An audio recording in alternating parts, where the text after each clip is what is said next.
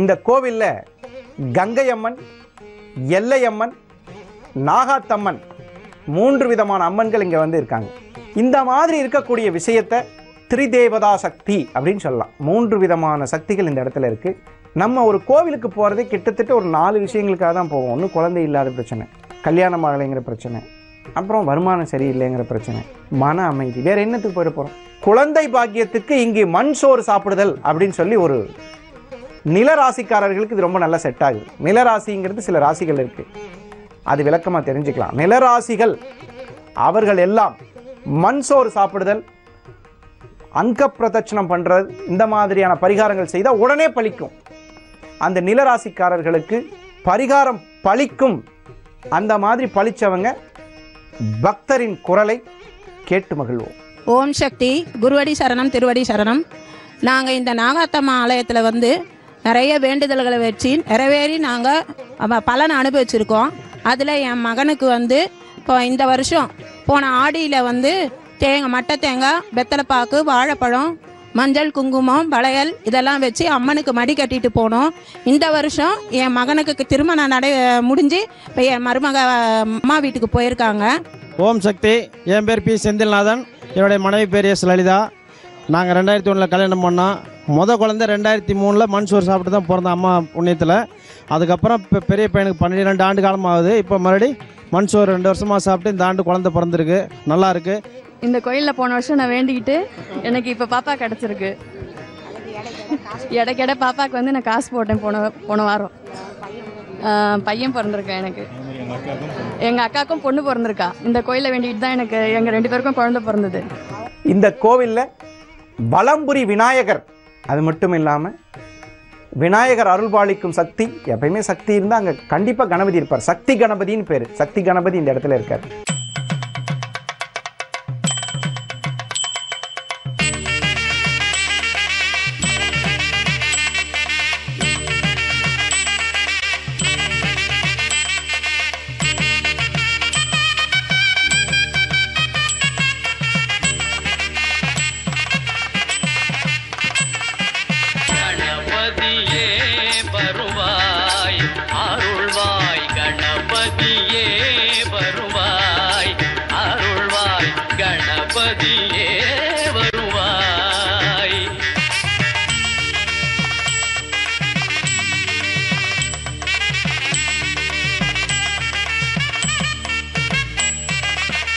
மனமொழி மெய்யாலே தினம் உன்னை துதிக்க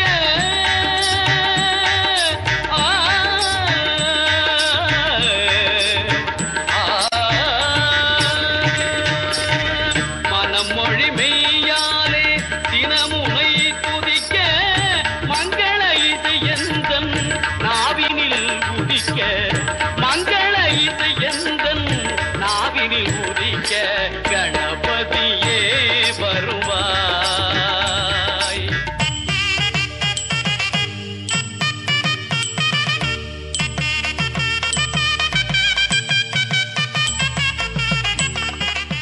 இப்போ ஒரு முக்கியமான விசேஷம்.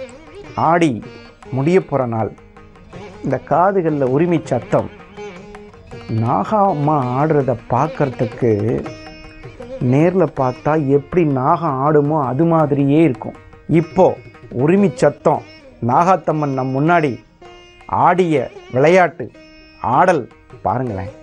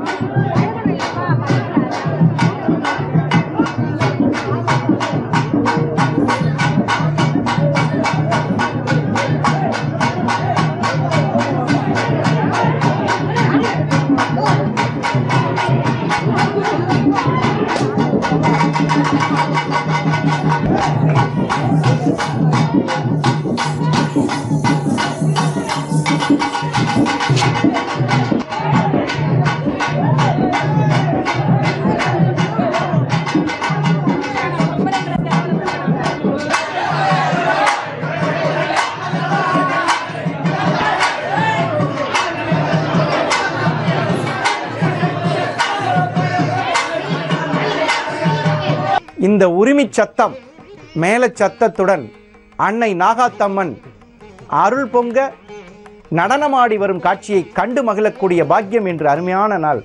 எல்லாருக்கும் ஒரு பரவசமான நேரம். ஆடி கடைசி. இனி இதை கேட்கணும்னா நீ அடுத்த வருஷம் தான் கேட்க முடியும். அந்த அளவுக்கு உரிமை சத்தத்தையும் அன்னையை மகிழ்வீட்டக்கூடிய ஒரு அருமையான நல்ல நாள். இந்த நாளில் அம்பாளினுடைய அருள் சக்தி பூமிக்கு கிடைத்ததாக நினைத்து குழந்தை பாக்கியம், திருமண பாக்கியம் இது அனைத்தும் அம்மன் வழிபாடுகளால் கண்டிப்பாக சிறப்பு பெறும். இந்த கோவிலில் கணபதியோட அபிஷேகம் ரொம்ப சிறப்பாக இருக்குது. கணபதியை தொழுவாருக்கு காரியம் கைகூடும், கணபதியை தொழுவாருக்கு கவலை இல்லையே. அது மாதிரி சக்தியையும் கணபதியையும் வழிபடுறவங்களுக்கு வாழ்வில் பேராற்றல் கிடைக்கும். ஆற்றல்னா எனர்ஜி. எனர்ஜி என்பது டிவைன் எனர்ஜி. தெய்வீக ஆற்றலை மனதுக்குள் புரிந்து கொள்வதற்கு பெயர் தெய்வீக.